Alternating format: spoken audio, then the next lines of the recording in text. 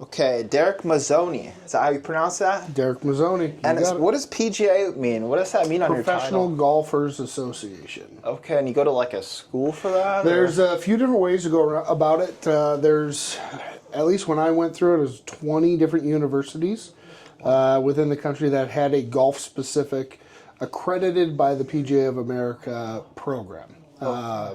The four oldest were Ferris State in Michigan was the first one to be accredited by the PGA. Then it was Mississippi State, New Mexico State, where I went to school.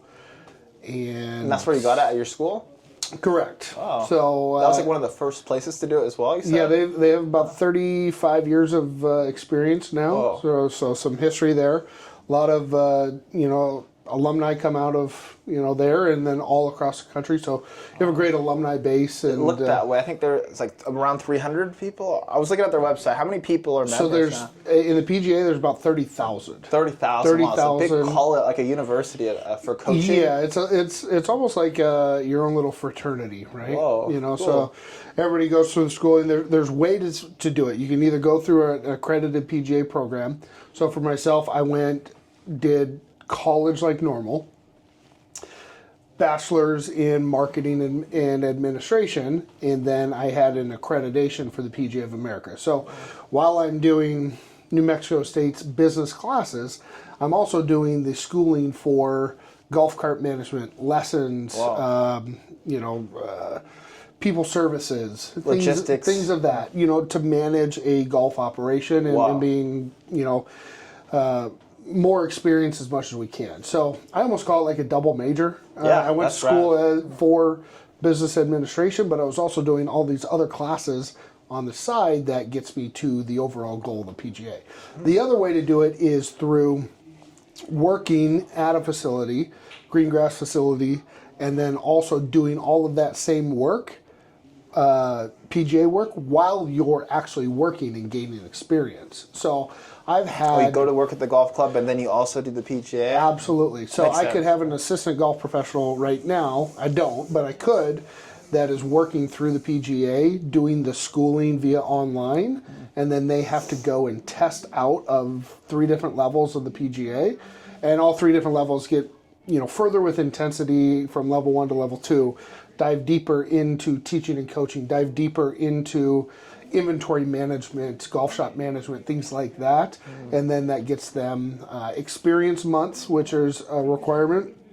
You have to pass a player ability test, which means you have to, in short, be good at golf, or at least relatively good at golf. That makes sense. Got the fundamentals down. Correct. You're not going to go get a lesson from somebody who doesn't or can't play golf, or at least to a certain ability, right? Yeah. So those are all some of the different parts of PGA and how you get to that, and then why it's important for somebody who's running an operation similar to here to have that background, right? For it's the sure. experience, the continuing education, the knowledge for cool. Because I come from pickleball, and it's kind of like a newer sport. Yep. They don't have something, I don't think, as sophisticated as PGA. That's really cool. So, like in tennis, USTA, right? You'd be USTA certified. I've heard of this one. So that'd be more in tennis, United States Tennis Association. So you can have different accreditations. It's, like going to a surgeon. You want them to be a doctor and continuing their education. Makes sense. We're kind of a surgeon of the golf swing sometimes. So director of golf, and what is that role? What do you do here? Yeah, everything. What don't I do? Yeah, so you're kind of just the CEO of the golf course. Correct. Pretty much everything that happens under the golf umbrella, meaning the operations here in the golf shop, the experience on the golf course. Tournaments, merchandise, anything that you would associate or come on the property with golf, outside of actually growing the grass, is under my purview. Wow. Now, I work with Ernesto and his team. Ernesto's our golf course maintenance. Okay. Our superintendent. CEO of the health of the golf course. He's the CEO of all 18 holes. Okay. But he and I obviously have to work together in managing what the experience of my golfers out on the golf course would experience. So very, very hand in hand. How long have you been doing this role? Is this your first time in this role? Or? So this is my first director of golf role, and there's kind of the hierarchy of leading the golf operation. It's typically either a head golf professional or a director of golf. I've been a head golf professional for the last 10 years here in the Valley. The last 7 was at Indian Ridge Country Club, or my first 7 was at Indian Ridge Country Club. So I was a head professional underneath a director of golf. So the director of golf was my direct boss. Yeah. But then I went to Classic Club the last 3 years. Yeah, beautiful place. Yeah. The last 3 years I was the head pro, but there was no director of golf. So that was me being getting a test the CEO of the golf, as you put it. So I use that word. You can that's great. Makes sense, but it was the manager of the whole golf operation. Cool. You got a taste of it there for a couple of years. Correct. That's what I had at Classic Club. That's a busy place. That's a big golf course. Very lot of high end experience. Good practice. There. So for the last this position now as director of golf, a different title, but still the same responsibilities that I've had the last 3 years at. That's cool. 3 years at is a long Classic time Club, too. But then also the 7 years prior at Indian Ridge. Of course, very similar. A lot of the variables, same thing you're doing. It all leads you to that next step. Yeah. So. Okay. Really cool. Okay, let's see where we're at. Okay, that concludes the Derek intro. The get to know Derek. That helped me a lot and very impressive. Congratulations with your title. Thank you. Golf. What's the golf course overall layout and style? It's in a community that's a 55 and older community. We talked about Classic Club. Classic Club was built to host PGA Tour events. So there's 13 out of 18 holes have water on it. It's a long golf course, stretches out to 7,400 yards. It's designed in a way that's really going to test your golf game. Even if you hit good shots, they may not be in the right position. Here, even being a good shot, wow, right? Very difficult. It is. Yeah. It's a very difficult golf course, and that's sometimes what you see in some of those tour style golf courses. The best players in the world are playing on them to make millions and millions of dollars if you win the court or if you win the make it hard for them. That's right. You got to make it hard, and make it look pretty. But golf is hard if you're playing the everyday golf course. It seems that way. So, but the design of this course, and this is the first time I played it when we reopened. Really enjoyed it because golf is a challenge. We can always create different challenges, but it's also fair. It's open. It's not tight with houses very close to the fairways.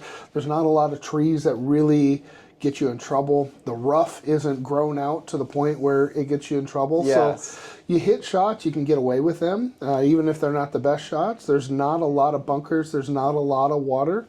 But there is characteristic with the golf course that isn't just flat in front of you and every hole feels like it's the same. There's different elevation in the fairways. There's different green complexes that create challenge, but also create fairness and acceptance to that golfer. So it's definitely a golf course that you can play on a daily basis and don't feel like you got beat up. Yeah, you're not just pulling your it also matches kind of the community, right? Yeah, it makes sense. Yeah.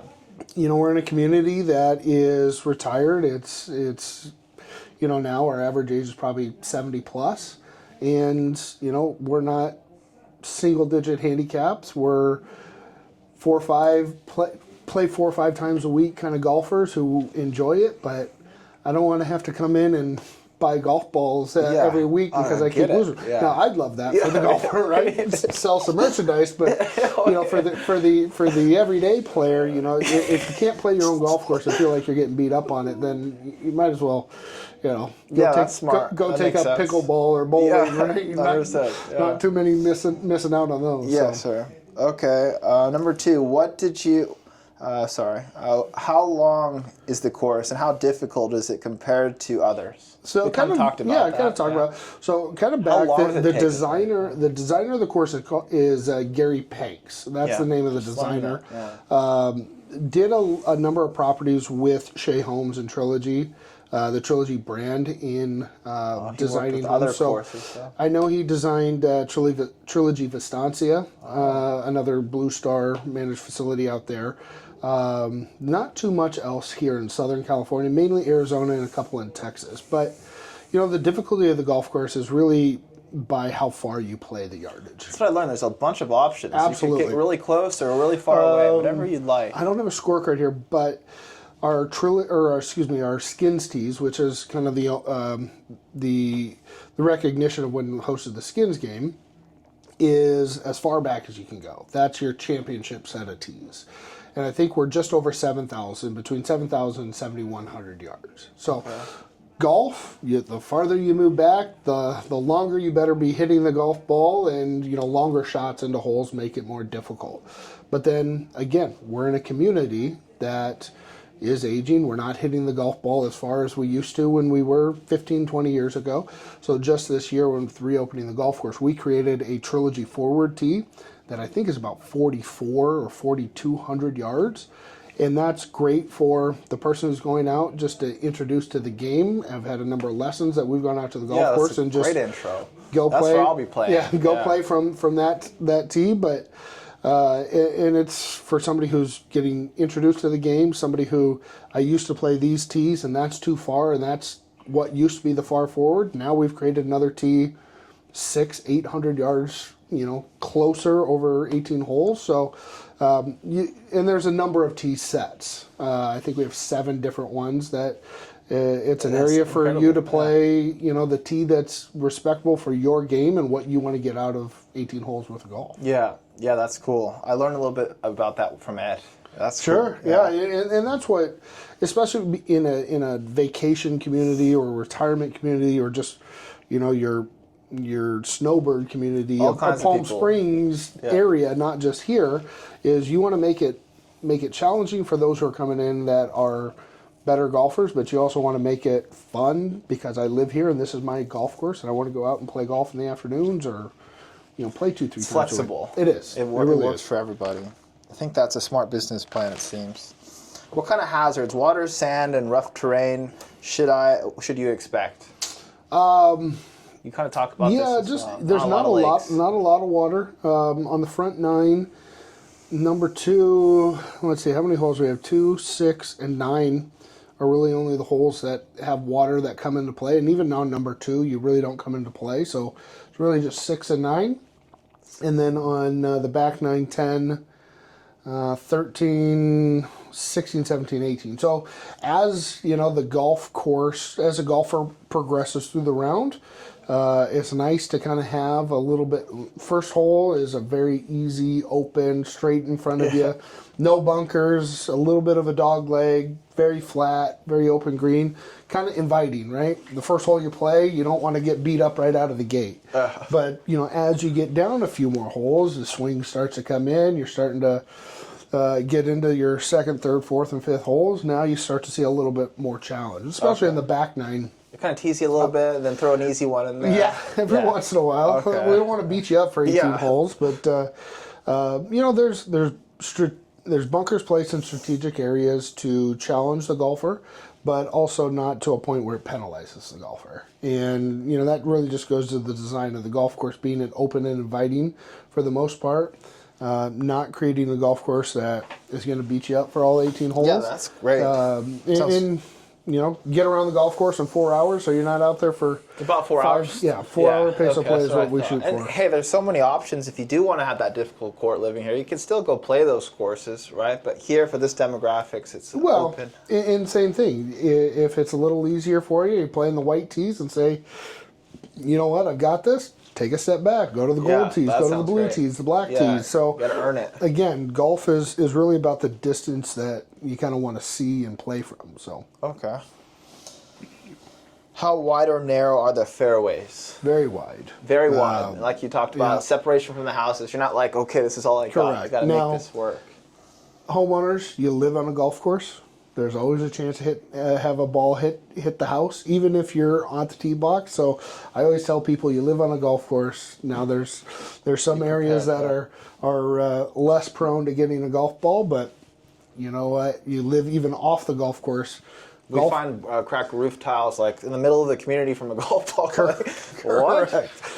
Even if you don't live on the golf course, you live in a golfing community. Yeah. I'll say this, and that's why I'm still employed. Golfers are not, most golfers are not good golfers. I noticed that from my perspective of watching. I always will stop and watch someone hit, and usually it's like they barely even get the ball that far. There you go. It went more sideways than it went forward. But that's why they have you here. Yeah, I joke every once in a while. I say, what's your job title? I said, I'm making golfers better by one less broken window at a time. We appreciate that in the on-site real estate company here at Trilogy Quinta. Right. So, a good trick I found, it's been harder because the golf course has been closed until recently, but if you look at those Alumawood patio covers or the stucco, it's hard to hide those dings. So when you're shopping for a house, just kind of analyze the stucco and the Alumawood. Those will keep a ding forever off a golf ball.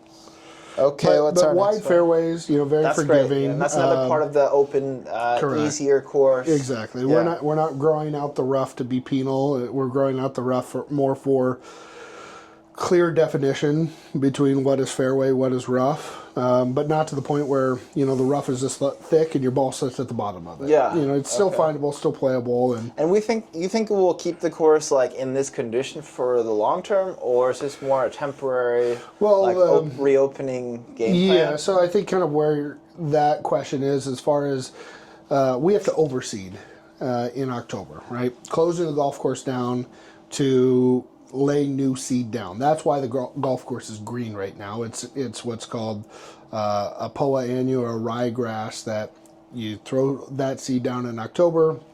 It thrives and lives during our season, our winter months. But when it gets to 100 degrees, that grass does not survive. And then there's a base grass below that, a Bermuda, that is more prominent in survival rate for. Okay, and that's what we play on in the summertime. And that's what we play in the summertime. Okay. So it really is two different types of grasses and two different feels and playabilities. But when you see other golf courses, you can start to see where they overseed in tee box, fairway, and green, and then the rough around it is brown. That grass goes dormant. Yeah, that's how it used to look here. Correct, and I think they've done it. I've heard they've done it in different fashions. Being this first year, we wanted to open up wall to wall. That's what they call it. Throwing seed down for every part of grass. That looks classy, I have to admit. It does look great. Obviously, there's a cost that comes with that, with seed and water and maintenance. Logistically, it might not. There's a number of courses, both private and public, here in the valley that may seed wall to wall because it looks great. There's some that are a little bit more cost effective or cost conscious that we're going to give you the golfing corridor, meaning your tee box, your green, maybe a little bit of your rough around, but some of the areas maybe your golf ball shouldn't go is not going to be overseeded. And that makes sense, outside of cosmetics. Correct. Right? That's the tough part. But you're sitting outside in your backyard or driving throughout the community. It's really great to see, bright green grass. In the desert? Yeah. With the Santa Roses? Correct. It's amazing. But there's also some golf courses that really have done it right. I've seen that. Where you see it. Yeah. It's a cool contrast when you're standing on the tee box. And definitely. You can really create an aiming point, a focal point of, okay, it's brown over there. My golf ball probably shouldn't go there. Yeah, it makes sense. There's the green, there's the fairway. For sure. It's probably more non-golfers who don't understand thinking, why is it yellow on the outside? And it doesn't look as nice to me. But when you're playing, it doesn't affect the game at all. It actually may even enhance it, right? But, coming from a community that's seen brown golf course for the last 2.5 years, and if it wasn't bright green all the way through, and even, that might be a selling point for next year too, for some of those who are in the community that maybe didn't get a chance to spend full winter months here, or some of their rental didn't go through part of the season. Might be good to do it one more year. And I'm not saying we're not going to do it, but it's just a balance of the pricing. Balance of the efficiency and the effectiveness. Makes sense. That's your CEO role taking over. That's right. Yeah. Okay. Describe the green size, speed, and slope. Size, they're very.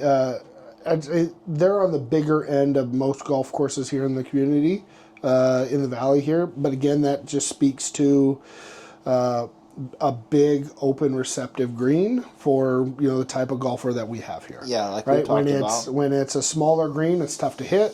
When it's more undulating, it's tough to keep the golf ball on the green. But everything that we see on the golf course right now is going to only continue to enhance over the next couple years. Right now, the greens are brand new greens. We put them in October, September. And with that, essentially we had to go down, take out all of the turf that was below the surface level of the green because it was contaminated with weeds. From sitting there dormant. Correct. Yeah. So you have to take it all out, and then you lay your seeds down over top of it, let that grow in, and you put a base down. Well, it's going to take some years and maintenance over the summer for it to really soften up. So our greens right now are a little bit firmer. So the suggestion is play it a little bit, play your ball a few yards ahead and let it hit and roll out. But over time, those are going to soften and then be more receptive. The nice thing is we can control the green speed pretty well. And greens are rolling great. There's not a lot of undulation in most of our greens. They're pretty kind of, what you see is what you get. Not a lot of break or over breaking where makes it too difficult. Again, that just speaks to the design of the golf course and the community. But again, there's definitely areas out there that you might have a false front or might have some hills or some undulation throughout to still challenge the golfer. So yeah, okay. And then the slope, you talked about that with the speed. Yeah, okay. Yeah, and the speed right now, we like to live at what's called stimp. A stimp meter is how far the ball rolls out. It's also the speed of the green. So we live in about the 11 range. So you can control it? Correct. Wow, that's interesting. So that's by how much you mow, the length of the grass. The longer the blades of grass are, the more friction, the more surface area that it touches the golf ball, and then we'll slow down. Makes sense. Slow down the ball. Okay. Right. So in the summer, when there's just that baseline grass, is it harder? No. So actually, in the summertime, so coincidentally here, we actually have the same grass in our season as our winter season as our summer. It's a Bermuda grass that we don't overseed. So it's a grass that's a new type of grass called Mini Verde Bermuda. It's more resilient in the cooler months. It doesn't go that full dormant where it goes yellow and stops growing. It still grows, and especially some of the temperatures we have here, so we don't have to overseed. One of the challenges with overseeding greens is greens are the most precious part of the golf course, right? They're the most delicate. The grass is only 0.08 of an inch. Wow. And at that point, you don't want to mow it too closely because you want it to come in and be healthy because it's brand new seed, a brand new plant. But at the same point, when you start playing right out of overseed in November, December, a lot of courses you start to see it's just slow, right? The grass is thicker or the grass is longer, creates more friction. With the Bermuda grass that we have now, it's the same grass all year round, and we can control that height, we can control that speed to really open up. That's incredible. Yeah, so much science. If we feel like it's a little too slow, we can roll and mow, and we can do different things to create. And you're out there playing in kind of like a science, like experimenting. Yes, I mean that's part of my role, and then also just communicating with our golfers. How feedback, was it out there? The feedback, course. exactly. Yeah, okay, that's really cool. Yeah, and then that's my communication on a daily or every other day basis with our golf course maintenance team, and saying, you know what, the bunkers were a little firm. What can we do about softening those up? Or the bunkers were too soft, what we can do about firming them up? Green speed, different things like that. That's a fun job you have because you get do a lot of different things. Golf pro wears many different hats. That's great. So does a realtor. Yeah. Okay, let's see. A realtor can be a plumber. A realtor can be a carpenter. And thank you, ChatGPT. I could grow even more a little bit with that. Good. It's a good call. I use it too. Are there elevation changes or blind spots to be aware of? With every golf course, you have some areas, especially when you're playing it for the first time, that you can see that or not see. Hey, where does this go? Example: the first hole when you're standing on the tee box, it's a little bit of a dog leg left, and depending on where the pin is or what tee box you're hitting from, you might not be able to see the green from the tee box. So, but the design of the golf course is pretty straightforward, where if you're seeing where the golf course is showing you where to go and you're attentive to that, you can pretty much not be too overwhelmed with. That's not the classic club difficulty level so much. Correct. There's been so many places. I'll use the Bighorn Mountain course. Almost every shot from the tee box, you can't see the green. Oh. So it's almost hitting at different aiming points. And then you have to really know what you're up against. Correct. And they have a number of caddies that are up there. But they help you, the caddies? They do. Say, hey, hit it here, because you're not going to see what your ball does, and then it funnels down the fairway. Or have you played at Stone Eagle? I have. That one I heard you have to use a different club. There's all kinds of climbing and declining. It's so much elevation change. Whoa. Where there's a few par threes, you're 100 feet above the green. You're teeing off way wild. Up here, and the green is here. So, and that's the challenge about golf as well, where it's 200 yards from tee to green.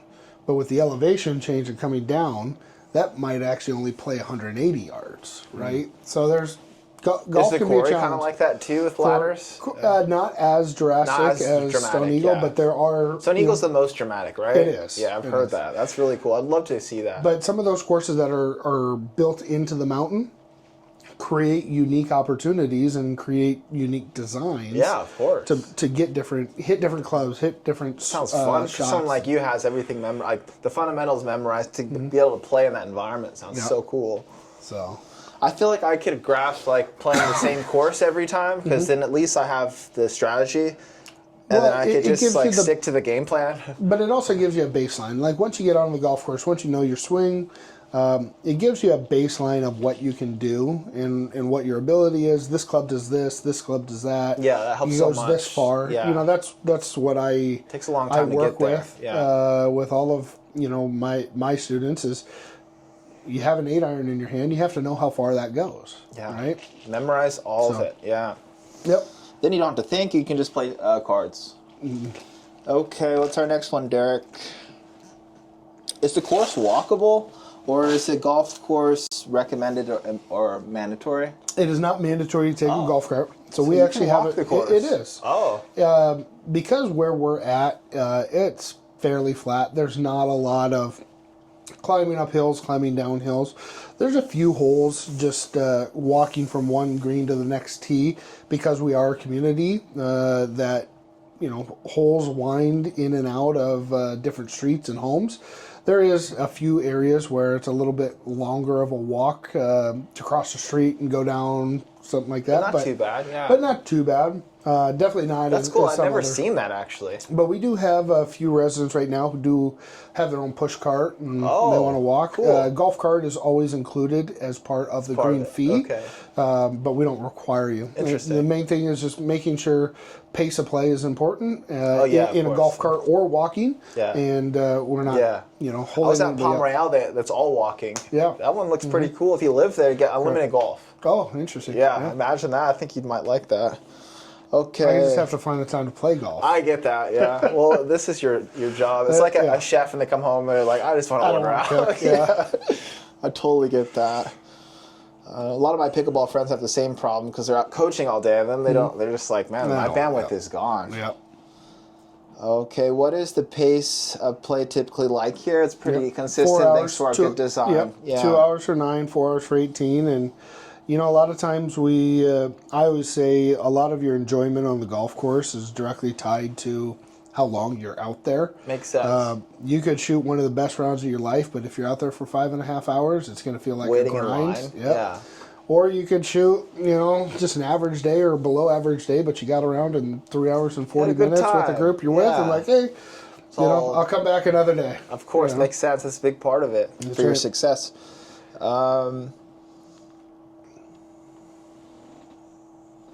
Any unique or signature holes that stand out?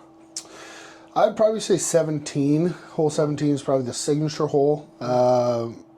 Also uniquely named Tiger's Waterloo. Oh, that one, yeah, of course. Yeah, where during the Skins game, Tiger hit his ball into the water, so doubly named. Is that on video? I haven't seen that. I don't know if I've seen the video of it, but I've heard about it for sure. You know, we have some pretty memorable par threes. Number 6, which is just on the other side of the Santa Rosa Club. So yeah, I love that's that your one first too. par That's 3. Beautiful. And super simple, kind of, right? It is, but hey, golf's a challenge. Of course, but that's supposed to be one that they kind of give you a break on, right? Yeah, it's a big green, but water comes all the way up the right side and around the green, so you miss the shot to the right. And everyone's watching in the gym and the clubhouse. That's right. The pressure gets to some. But that was probably one of the signature experience holes for the Skins game when they hosted. But 17's a great shot. It faces north towards what are the mountain ranges on the north side here? The Little San Bernardino. Yeah, correct. Yeah, the Little San Bernardino. Yeah. You're open up too, so it's not directly surrounded by homes. It's kind of wide open. You have water, you got a big green, and then you got the mountain range in the back. So there's a lot of picturesque holes when you stand on the tee box. There's a lot of them, yeah. There's one, we've sold a few houses on Prism. I don't have the hole memorized. I think it's the shortest hole. It's like in the middle somewhere. If I showed you on the map, and I just think it looks so unique, and it's really short. Okay. I think it's the shortest hole. But yeah, there's a lot of beauty here at this golf course, being tucked up against the mountains like this, out of the wind path as well. It's really incredible. Okay, where are we?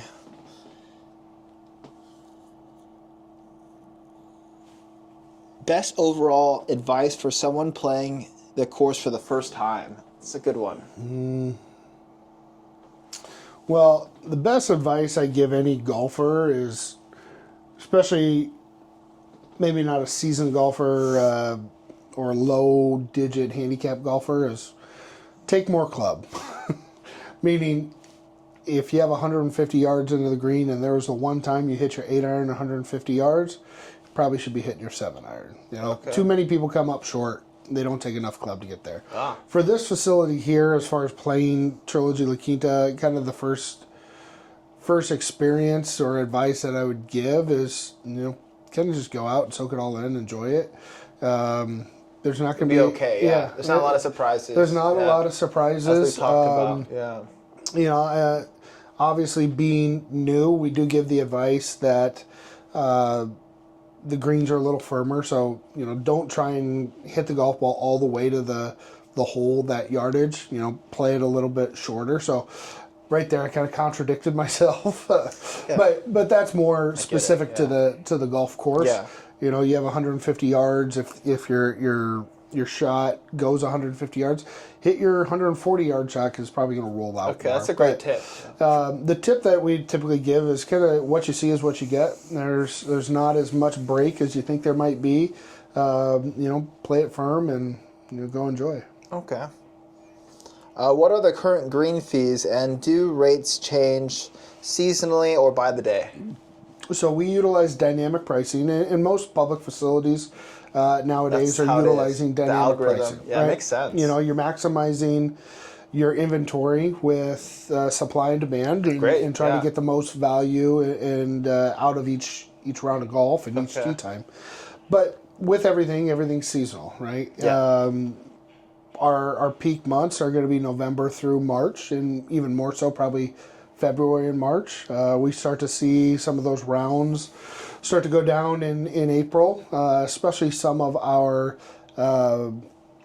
visitors coming into the valley. Not so in a little bit of our within the community. People head home in April. Yeah. Seasonal renters who rent through March. Yeah.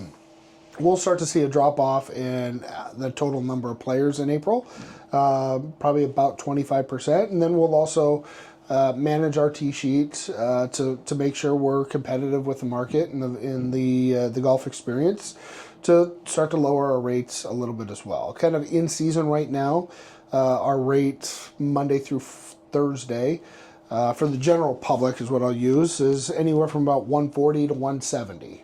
That's kind of the range. Wow, you can get a golf course and 18 holes. Yep. And then full access to the putting and chipping. exactly. All inclusive range, golf cart use for that rate.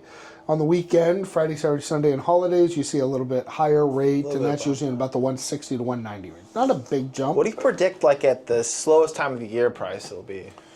Like, do people golf in, August 1st? Yeah. Your weekday 18 holes is probably going to be in the $60, $70 that's in the range. middle of the heat. You have to go out there and play. People play in the middle of, like, like 1 o'clock, 1 p.m.? No. Earlier. August 1st, I would be surprised if anybody's teeing off at 10 o'clock.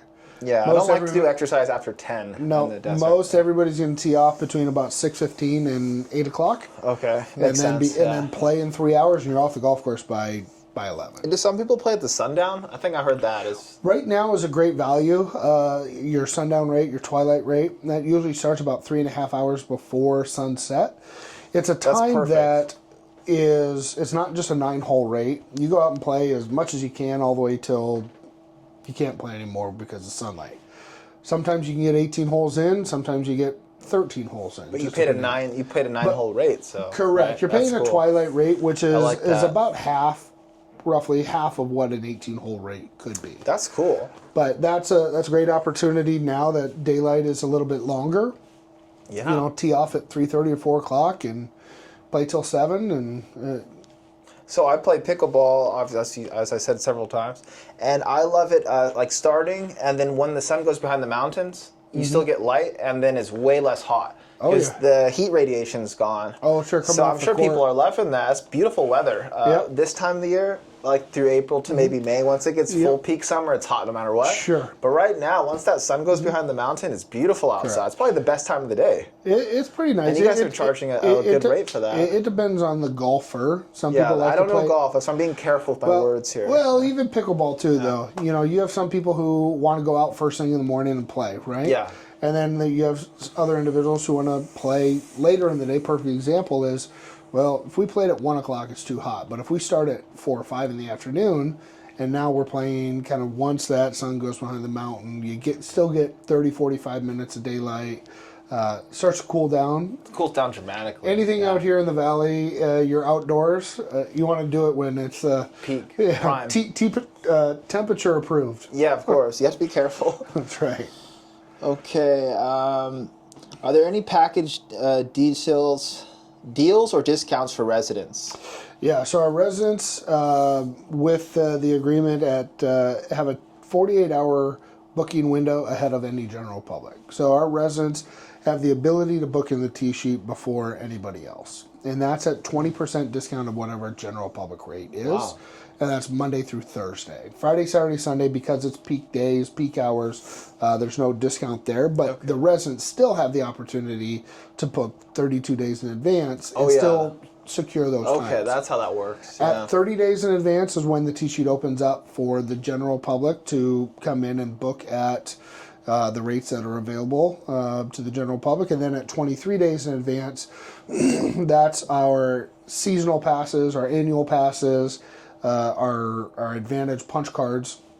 And the punch cards are prepaid rounds of golf for 10 rounds of golf at a certain rate, and that's when we can use those further discounted rounds of golf beginning at 23 days in advance. Okay. Right now, we're seeing a lot of play within the community. Probably still 70% of most of our play is coming from within the community. Wonderful. And, really being able to... Wow, that's huge. Not necessarily be blocked out of tee times. Obviously, if 70% of your tee sheet is within the community, there's still great opportunity for the residents to see value. So cool. Especially at that further discounted rate of prepaid golf or the annual passes and utilizing that at 23 days in advance. Yeah. Can you tell me about the restaurant here? I walked through it on accident, as I told you, and it looks wonderful. I got to see the photos recently. Sure. Where are we at with the restaurant?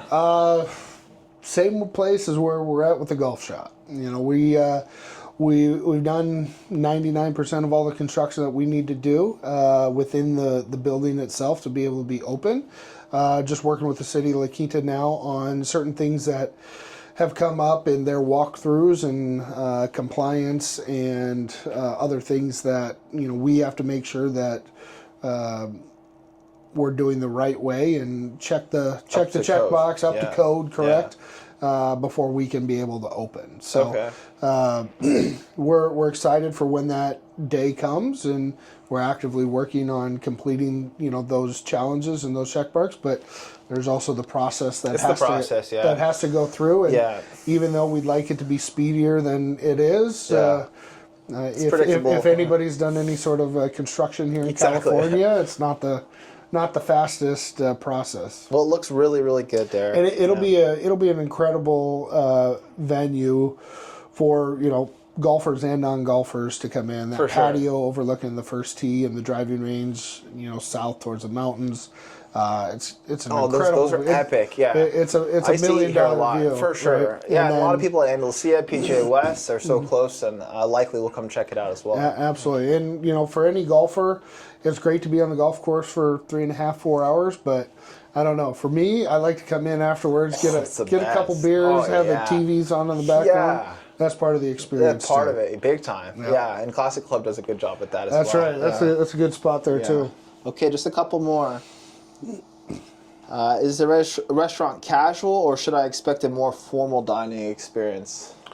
There's definitely a bar area. There's typical golf course restaurant vibe. It is. It's going to be. It's not an upscale, I would say, but it's an elevated experience.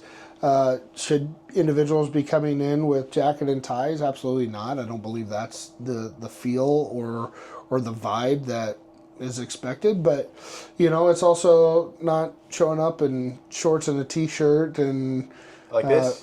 Well, I mean, hey, that's what the bar side is for, right? Yeah, but no, it's a typical restaurant, bar and restaurant feel where if you want to come in and get a great dining experience, that's available. And if you want to come in after golf, a little bit sweaty and take the hat off and drink a beer or two. Cool, that sounds great. So, or come up and plenty of TVs in there to watch the game that night. Yeah, so we got both. We got like a fine dining restaurant or a sit-down restaurant. Elevated dining. Yeah, and then a nice classy restaurant bar where they serve food as well. Absolutely. Right? And what I would say overall is there's going to be opportunities for private events. We have the area that is a private dining looks really good. That you kind of got the peek on. So, there's going to be a number of events here that are going to be exclusive to private events or the community where, hey, you know what? It might be a little bit more of an elevated, finer dining experience, and that can be tailored to that. It out. So, and Blue Star will manage this. Correct. The team that has been brought into place and the skills and culinary experience that they have is going to be really tailored to anything we want. We want to have a fun burgers and hot dogs and experience throughout the restaurant that filters into golf and on the putting green and a concert on the green. We'll have that opportunity. Be awesome. And will we have the opportunities for a little bit more of an elevated jacket and tie type with an elevated Valentine's Day dinner for the couples where you come in and it's a very fine dining type meal. Sky's the limit, and that's a good point. That's excellent. That's good to have. Yeah, there's and it's designed that way. There's it can complete be whatever flexibility you want. on however you want to. Kind of like how you analyze or calibrate the golf course, just day by day, kind of getting feedback from the residents and figuring out what they want, and then providing that. Absolutely. All right, Derek. Well, thanks for having me over to your office today. I had a lot of fun with this, and we'll just keep going. I want to get golf down the best I can, and I think you're the right guy for that. Hey, I try to be. Thank you, Derek. Absolutely. Thank you so much.